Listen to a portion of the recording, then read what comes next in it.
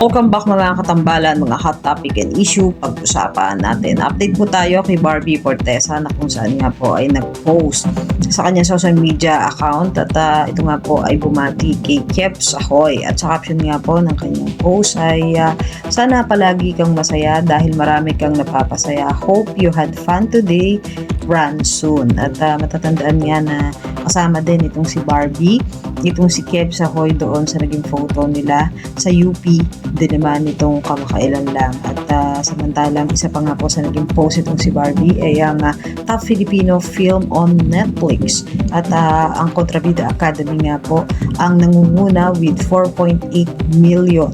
At ito nga po ipinagbibidahan ni Miss Barbie Fortesa at Miss Eugene Domingo. Kasama din nila dito si Jameson Blake. Samantalang isa pa nga po sa naging post naman nitong si Barbie kahapon ay ang pagpunta niya doon sa ERA Phylate Studio na kung saan ay nagkaroon nga ng Phylate exercise itong si Barbie at nakahidigan na nga nitong si Barbie yung pagpa-Phylates. Makita nga yung ilang mga photo na kung saan ay kuha nga doon sa Phylate Studio. Antalang isa pa nga po sa aabangan naman kay Barbie ay ang Kanto Roundtable Discussion. At ito nga po ay sa February 7 ng 10 a.m.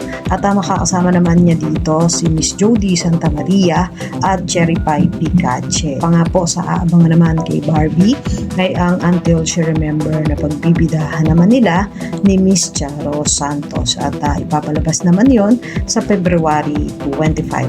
Yun po yung mga update natin ngayon kay Barbie. Kayo mga katambalan, ano masasabi nyo? Mag-comment lang sa comment section at pag-usapan natin. Yan ang mga hot topic and issue dito lamang sa Tambalang GK.